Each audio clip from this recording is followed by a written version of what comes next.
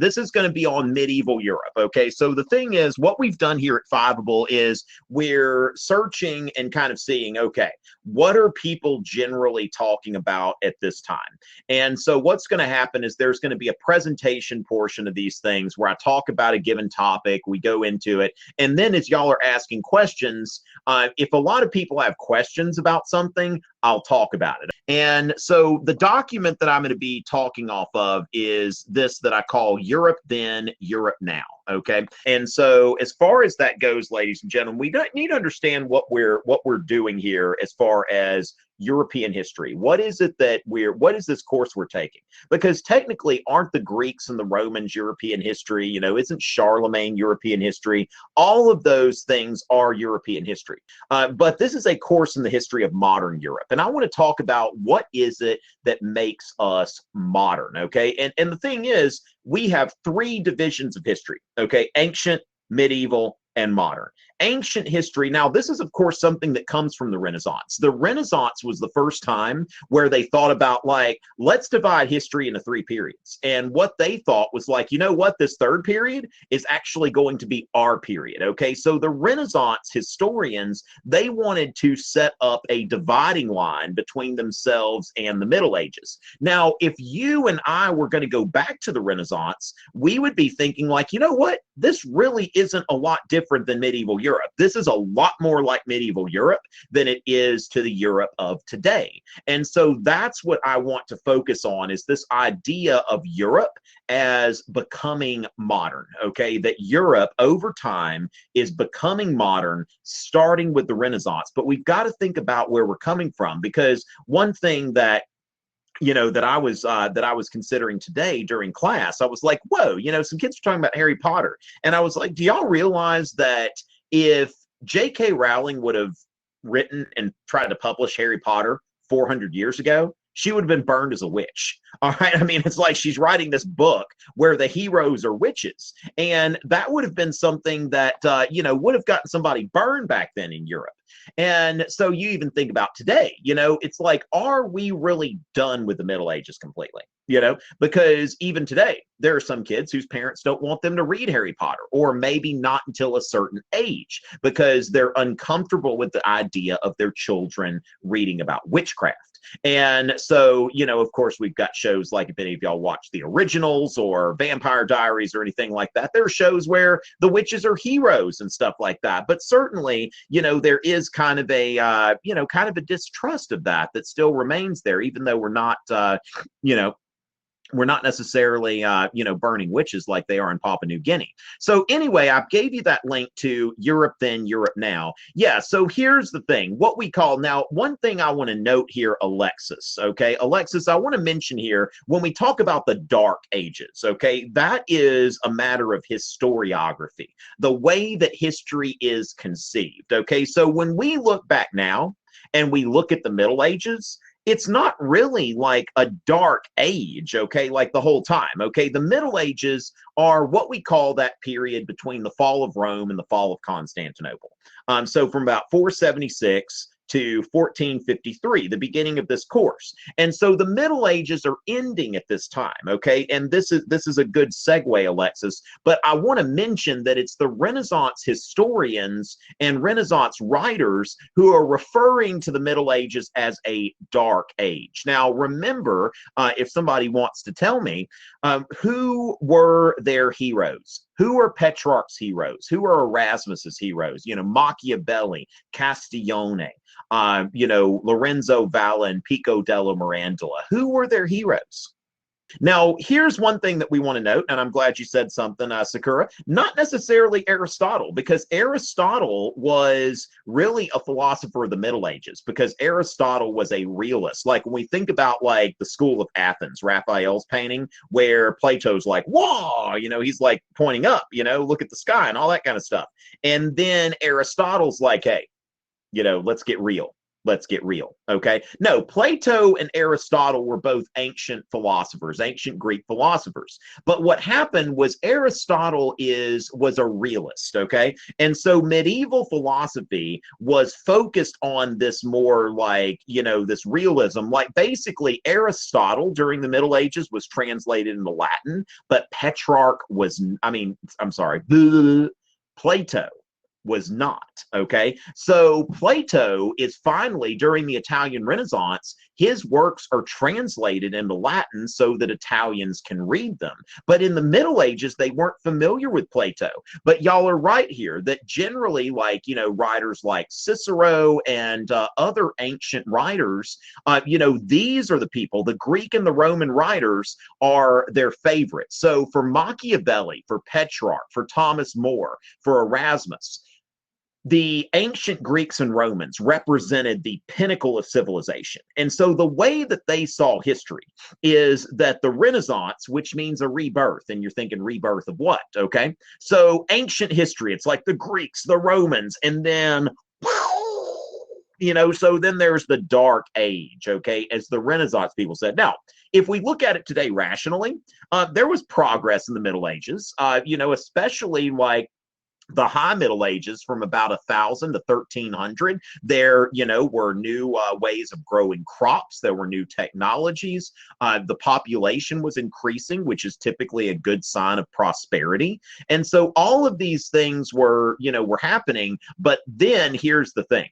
We tend to remember the beginning and the end of something. So how did the Middle Ages begin? The Middle Ages began with the fall of Rome, the fall of the greatest civilization ever. And I might, be acting like I'm getting into their heads. I actually kind of believe that. I think I agree with them on that. But so I don't want to sound like it's sarcastic. But, the fall of Rome, and then you think about what they thought of the Middle Ages. It's like in the 14th century, you've got the 100 Years' War, the Black Death, multiple famines. It's like the European population in just a span of less than a decade loses about 40%. Okay. So they have, like, when you think about the late Middle Ages, it was a time of chaos. Okay. And that sort of thing. Okay. Elena, I'm going to tell you, I'm not here to answer your LEQ prompt or SAQ prompt or whatever, or, that sort of thing. Now, that's those kind of questions, usually when I get them, it sounds very like I'm trying to get you to write my essay for me or something like that. Because that's not a question that any student would ask unless they had like a specific prompt given to them for an assignment. And that's not really why we're here to use, to answer questions that are only specific to one classroom. But so that's the thing. I don't that just does not sound like a question that like a student would just ask me. So yeah, as far as that goes, like, I think y'all, I got you, didn't I? I got you. Y'all think I'm just that naive that I don't know that people are like, oh, let me see if he'll answer my specific homework question for you. So the thing is that the Renaissance writers, they saw themselves as different, okay, as fundamentally different from the Middle Ages. And, we would not see them as far as that. Can I explain specific events in the Middle Ages? Okay, so the Renaissance rebirth, okay, the Renaissance is a rebirth of these classical civilizations. So that link that I gave y'all to this Europe Then, Europe Now document, okay? So as far as the Middle Ages, and I'll put this up just in case anybody's there. Now, as far as that goes, the Middle Ages, you have these, the three orders: the clergy, the nobility, and everyone else, okay? Now, the Renaissance is about some things here. Okay, can I expand on humanism? Okay, now the thing is, let's kind of one at a time. I've got what happens here. The way this is set up is that I've got, I can see the questions and I'll be able to answer them at my convenience. Okay. So the thing is, now this is one thing that I think is interesting. Okay. So Sakura is asking me to go over the Great Schism. Okay. So this is the thing. What we want to think about is that the late Middle Ages, these are times of it's very unstable. Okay, so part of the stability of the Middle Ages, and it worked for a long time, that they've got this system where you've got the church, and there's one church, and in Western Europe at least, it's all under the leadership of this powerful Bishop of Rome, the Pope. And so that, even at a time where you've got feudalism and people are constantly fighting each other, the Pope is always there and the Pope is always stable. Yes, the clergy are people who are employed by the church, priests, bishops, monks. So if you are a member of the clergy, you are a churchman. Okay, so yes, that is exactly what the clergy are. So yes, and see, these are the kind of questions that we're asking. So remember, if it's something that, you know, you're supposed to write something for your class for homework, but yeah, I can tell the difference between like questions that people are like, hey, I really want to understand this for my test. Yeah, so essentially the Pope was the most powerful person there. Now, but one of the things here that happens is this Great Schism where, you know, basically France was the largest country, even though France was not necessarily like a nation, like we'll think of it later with Louis XIV and that sort of thing. You know, France did have some very powerful interests. And what happened was that there was a faction of the church that moved the papacy to Avignon. Okay, so moved it from Rome to France. And then they had an anti-pope in Rome. So you had a pope, an anti-pope. I think at one point you might have actually had 3 different popes. But basically the papacy moved from Rome to Avignon. And that's something that, you know, it doesn't inspire a lot of confidence when, you know, you see that there's division in this institution that had created so much stability for Europe. Okay, so what you want to understand is this is something that I know at least 2, but I think at one point there may have been 3. But what you have to understand for the exam, okay, is the Catholic Church had put itself in a position where, you know, stability was threatened. Like basically the Reformation, the Catholic Church did a lot of this to themselves because, you know, you've got the papacy becomes unstable. Now, eventually the papacy is restored to Rome and that whole thing stops. So the Great Schism was not something that was just like, you know, it's not lasting forever. But it lasts for a few generations. Okay, this is something that's like in the in the 14th century largely. So in the late Middle Ages, 95 more than 95 problems, yeah. And so multiple popes are being put into power, and that's what happens anytime where you've got this kind of centralization of power. It's bound to happen, and so that's one of the things that is, you know, that's one of the things that's there now. Done answering that. Now, do I teach Euro? Okay, so do I teach AP Euro to high school students or college students? Now, AP Euro, you don't teach it to college students. Now, because they're taking the class for college credit. Now, to answer that question, I teach AP Euro at a high school, but I have also in the past taught Western civilization to college students. So I have taught this class at the college level, but I also teach this class as a course like AP Euro at a high school, just like the one you're taking. So I've got that. Now, the Black Death and how it affected Europe in the long run. Okay, so as far as that goes, the Black Death is, for one thing, okay, so, you know, Europe's population, like I said, it's been going and going and going, and then all of a sudden, okay, now, Thomas Malthus, you'll run into Thomas Malthus during the Industrial Revolution. And Thomas Malthus notes how, you know, what he said is that the population grows geometrically, whereas the food supply grows arithmetically. Okay, and if y'all are familiar with math, which I'm not, you know, basically population multiplies, whereas the food supply adds. And there's going to come a point where you have too many people and they can't all be fed. There are not enough resources. And so really Europe, you know, the Black Death comes along, and it's one of those Malthusian events. Now, ever since the Industrial Revolution, we have not had a situation like this where you have like, bam, like just a sudden like plague or something like that. But there had been cycles throughout history where, you know, there's some kind of plague. You know, Amanda could probably tell us about some stuff that's happened in the non-Western world that I'm not really as familiar with.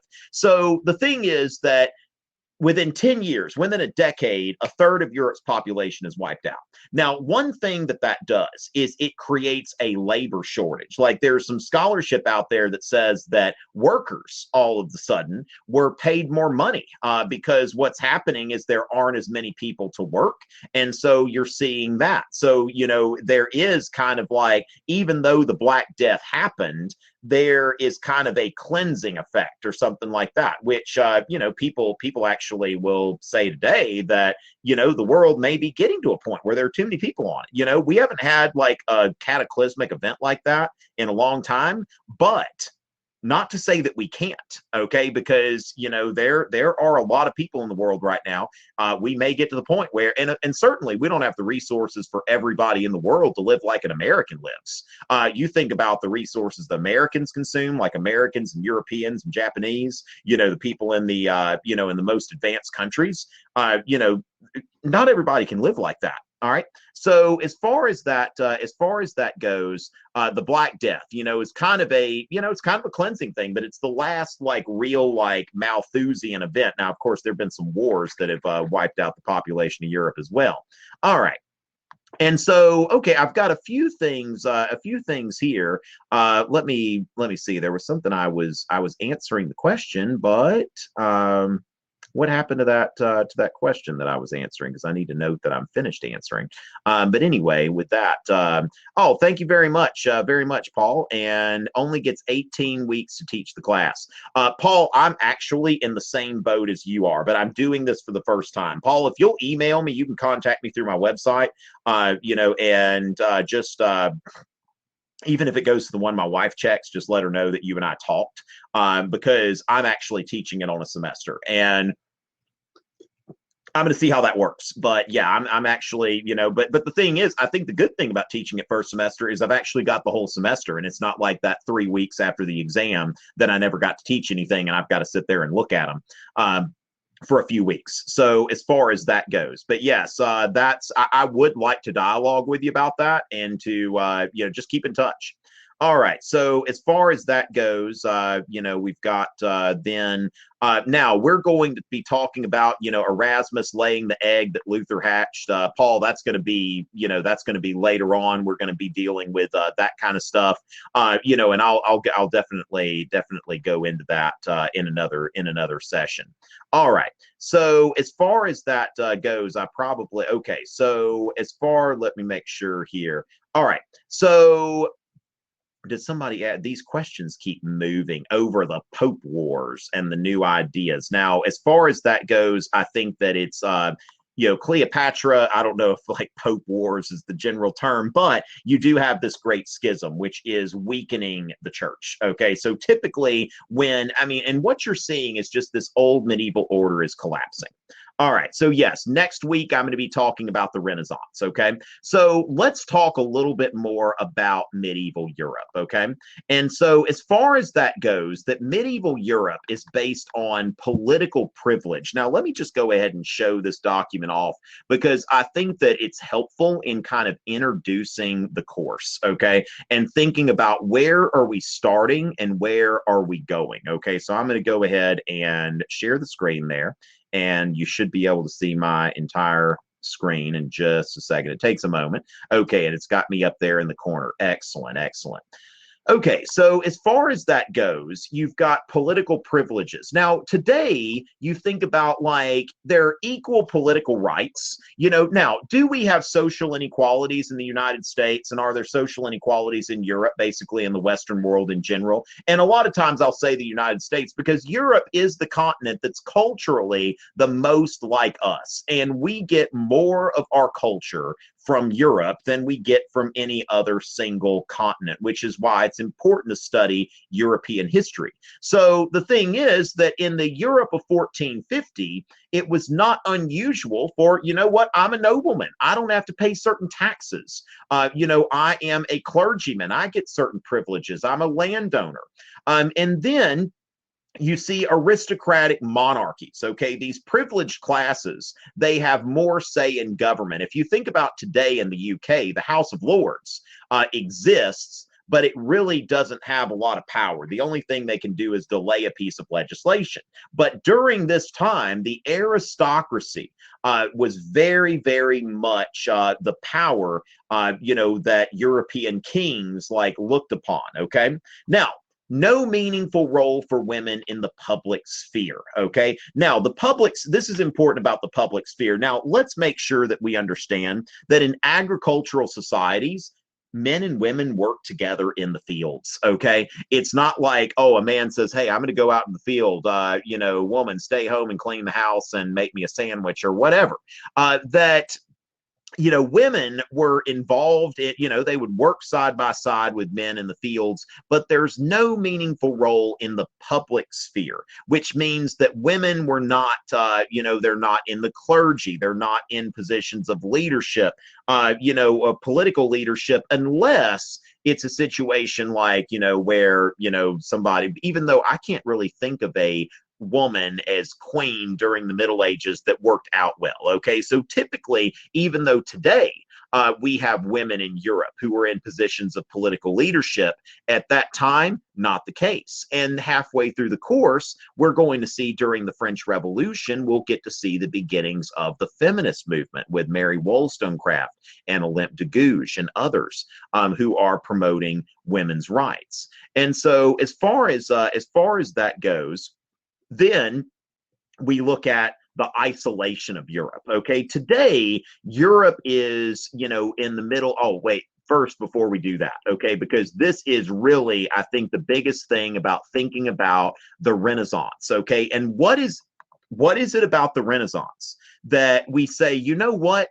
Europe is becoming modern, okay? Because Europe, now remember, continuity and change over time. So there are things continuing. Christianity is still the largest religion in Europe, the most practiced religion in Europe, but religion was central to society, okay? And so the church held a great deal of power, okay? So there should be a line through toleration. I don't know why that's there, but there should be a line through it. I will fix that, mea culpa. Now, state religions, little religious diversity, okay? And like I said, I mean, J.K. Rowling would have written Harry Potter in 1450. She would have been burned at the stake, and we'd never know what a pensive was.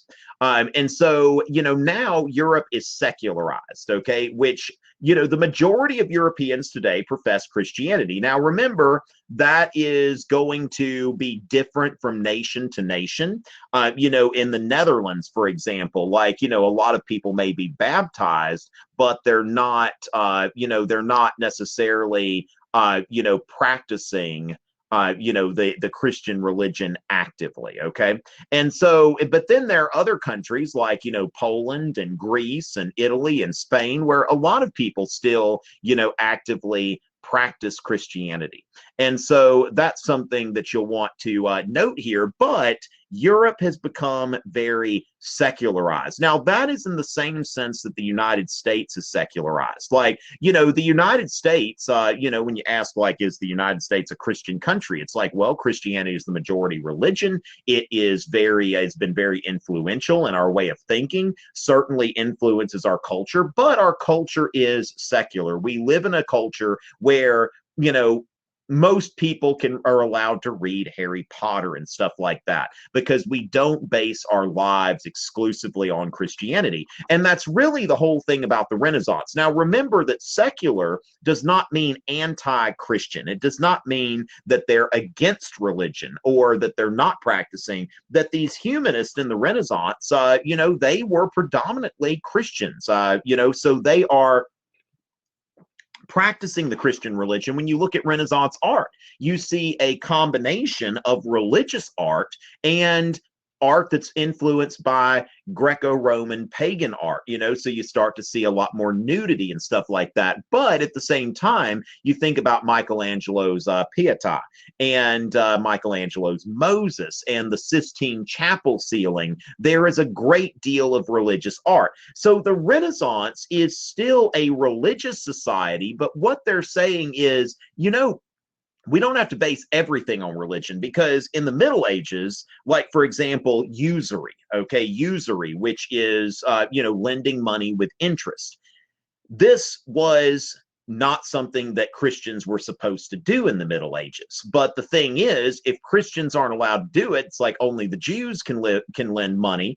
And if you're a Christian, you're not going to lend somebody money if you can't charge interest. And so now you look at in the Renaissance, the Medici, they're running a bank. Okay, we are lending with interest. Sure, Jesus might have said that, you know, when you lend money, don't expect to be paid back. Okay, but we're not running a Christian enterprise, we're running a business enterprise. And so with the Renaissance, that's another thing, that when it comes down to it, that the Western world is very much focused on individual initiative and business and free enterprise. You know, people like to talk about Europe as socialist, like they're, you know, American right-wingers who've never been to Europe, that they talk about socialist Europe. And then, you know, I'd love to bring some of those people over there and show them that where you have to like pay to use the restroom.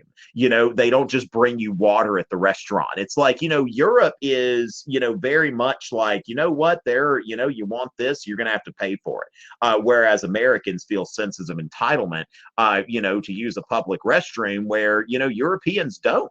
And so this is one of the big things that we see in the Renaissance, the beginning of secularization. I think that is something that's very, very important. Now, also, before the age of exploration, okay, the age of exploration is something y'all will be running into in a little while. And so before the age of exploration, you see this very isolated mentality, okay? So Europeans have very little contact with anyone outside of Europe, okay? That their world was really small. Exotic goods, you know, if I were to pull out a jar of cinnamon in 1450, people would be like, whoa, where'd you get that? Somebody might beat me up and take it or something like that, because exotic goods were expensive and rare. And so most people were engaged in subsistence farming. They're raising what they need to survive. Now, today, we live in a globalized society, okay? So Europe is trading with the world, interacting with the world. What is an exotic good? You know, it's like, what can you not get on Amazon today? I mean, if you think about it, or at your grocery store, like there really aren't, no matter where it comes from in the world, you know, banana, you know, I love me some Minions. But, you know, before, I mean, it was 1870. Now, the Columbian Exchange brought bananas to Central America from Africa. And so the thing is, though, that for hundreds of years, the bananas just stayed there in Central America. They can't export them anywhere. And so 1870, you've got refrigeration. And so you start to see refrigerated ships, and all of a sudden, Americans are eating bananas. And so European culture today is heavily influenced by cultures from other continents. All right. And so then another aspect of medieval Europe is feudalism, which you might think of as, you know, the government is very local in nature. There was a France, okay, and there's a king of France, but that king of France did not actually personally rule all of France. That's going to come along later with the development of absolutism. But in France, what you're seeing in the late Middle Ages is there's a king, and he rules his personal domain, but other than that, much of France is ruled by people who have sworn an oath to him as vassals. All right, so what we see there, you know, we see this lord-vassal contract, and people didn't really look at themselves as being from France, you know, or being French as much as, you know, I'm from Aquitaine, I'm from Normandy, you know, in Italy, I'm from Florence, I'm from Venice, I'm from Rome. In the Renaissance, there was a lot of this rivalry that was really, you know, driving a lot of the art and a lot of the patronage that, you know, Michelangelo's David, you know, was made to show, you know, a propaganda piece to show the greatness of the city-state of Florence, which really came to prominence during the Renaissance, because in the Middle Ages, places like Venice and Genoa, these are the places because they're port cities. You know, Florence didn't have a port, so, you know, they weren't on the same, you know, they weren't on that same level. But during the Renaissance, they get there.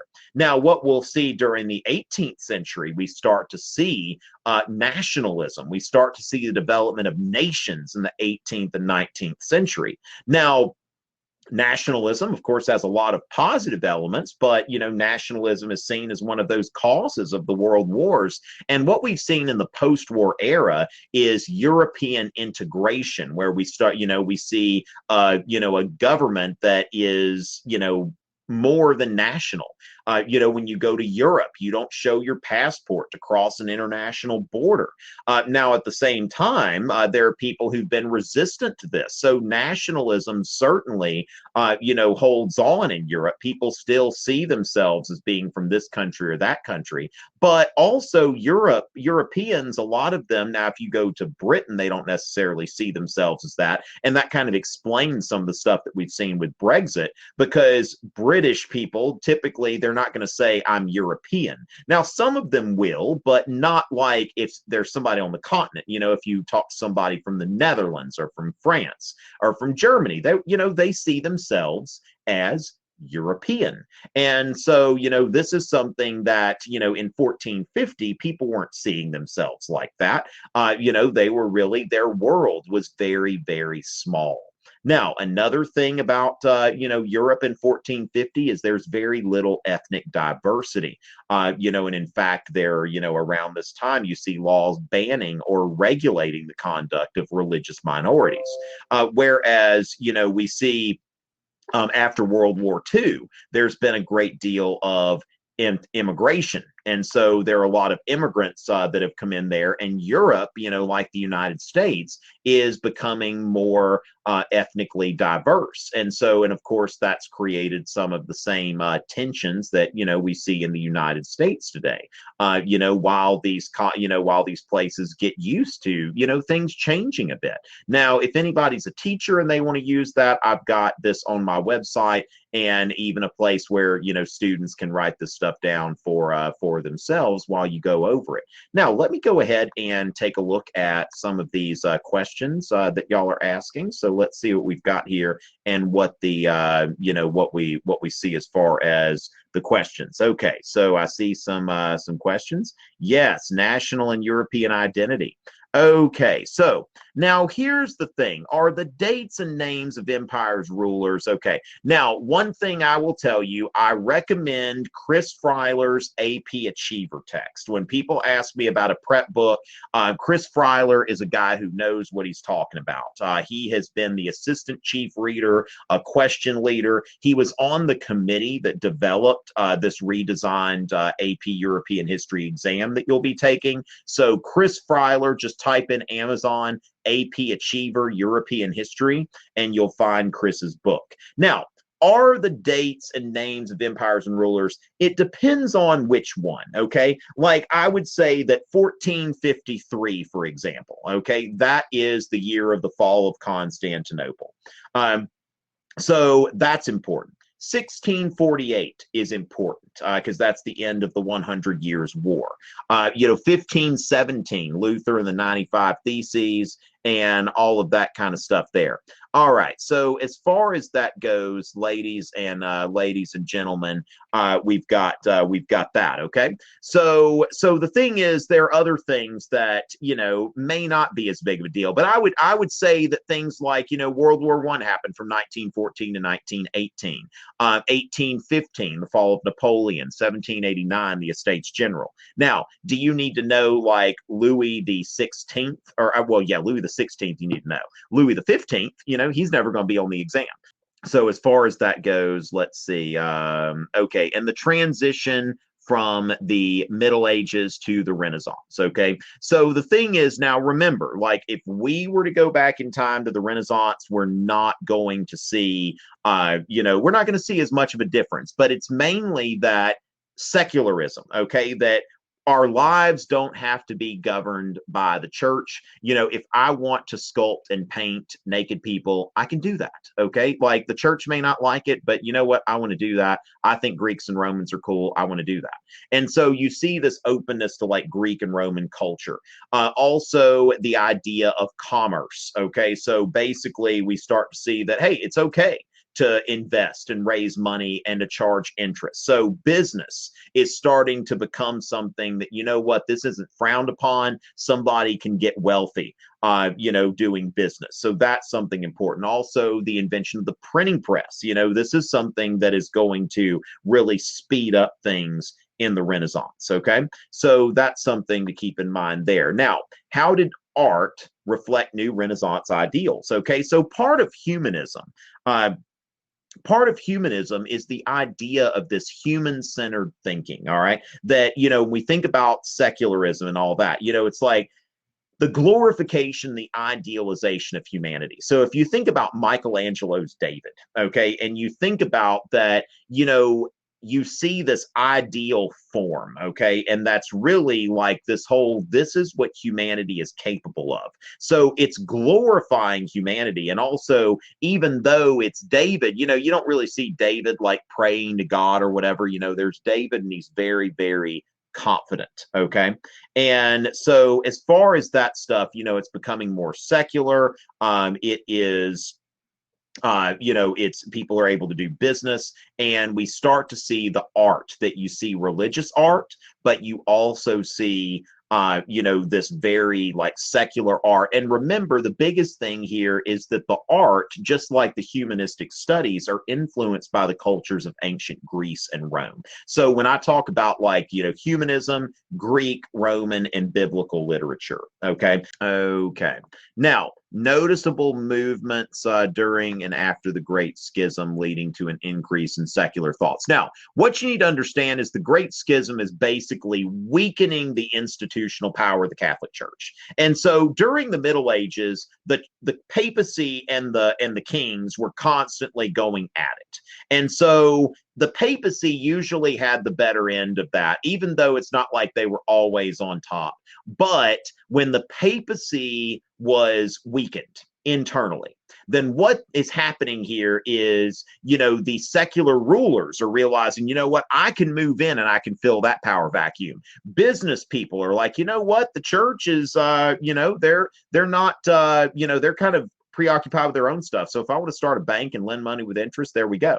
So part of that is that, civilization is, progressing, and secular things are, secular thought is coming into fashion, but also that, basically the church had a hand in creating its own instability. All right. Now, this is a great question, Madison, and I'm so glad you asked it. Okay. So a secular humanist, okay? Now, notice the modifier secular, okay? So the modifier secular is very, very important, because in the Renaissance, this is not secular humanism. This is Christian humanism. All right. So Renaissance humanism is about, like, these people are Christians, which personally, I'm a Christian, and I also have a lot of sympathies with humanism. So when it comes down to it, like, I consider myself personally a Christian humanist, just because I like this sort of thing. But a secular humanist is someone who believes in humanism, but then again, that definition has changed over time, okay? Because humanism is human-centered thinking. Now, in the context of Renaissance humanism, it also involves fangirling over Greeks and Romans, which, I love to fangirl over Greeks and Romans. So, I'm totally comfortable in that space. But remember, these are not secular humanists. So, if you ever see something on an exam that indicates like that Renaissance writers were hostile to religion or that they were atheist, get rid of that, okay? Because all they're doing, it's like, look, I'm a Christian. I believe in God and Jesus and all of that kind of stuff. I love the church, but this sculpture of this naked person that I just made, like, I think it's pretty awesome. And if you look at the Sistine Chapel, where you've got this chapel with all of these nude figures, which, so remember that humanism in the Renaissance context is not anti-religious. It's a new look at how religion should fit into our lives. And it's part of what makes the Renaissance the beginning of the modern world. Because, when people say today that they're Christians, 9 times out of 10, they don't mean that they base their entire life on, like if I'm going to read a book, is this going to make me a better Christian? Is this movie going to make me a better Christian? No, I'm going to, I'm going to watch this movie because I want to. I'm going to read this book because I want to. And that is our modern outlook. Okay. So that is important there. All right. So as far as that goes, thank you so much, Madison. I hope you'll, hang around with us, subscribe, and all of that kind of stuff. So, ladies and gentlemen, we'll be doing this every week. And as you can see, like each week, I'll have something kind of a topic that I want to talk about. We're kind of experimenting with the format. Like, in the A-Push one, I did a presentation and then followed that with questions. And in this one, I've really been much more focused on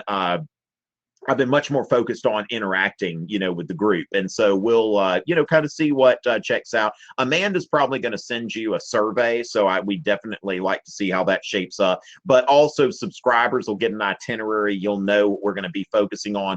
But the nice thing about it is this question feature, it allows y'all to, if I'm talking about, if I plan to talk about this and most of the people in the room want to talk about something else, I'm not going to ignore you. Okay, so that's the thing. When I saw that there were, you see that I didn't plan to really get into the Renaissance today, but I saw the questions were about the Renaissance. Now, we will qualify that. Remember, if it looks like you're trying to get me to answer a specific essay prompt or something like that from your teacher, that's not why we're here. But we are here to help you to better understand the expectations of the course and to help you get your target score on the exam.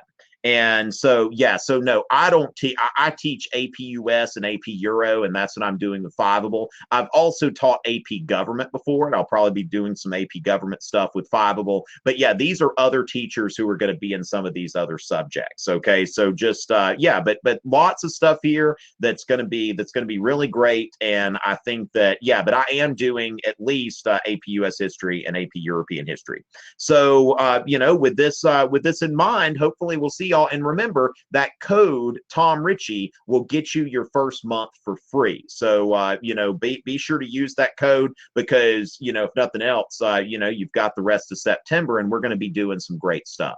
So thank y'all a bunch, everybody, and we will be back next week, and our focus will be on the Renaissance. Okay, that's going to be our focus. And also let your friends know if you found this helpful. Tell them to sign up. They can watch the archive. This archive will be available. Nora, I am glad you feel that way because that's what we're trying to do. We're trying to help people. The thing is, when people start preparing now, then they're going to be doing great. Okay, and that's awesome. And thank y'all for coming, ladies and gentlemen. And it's always a pleasure. And remember, y'all, this year is Fiveable.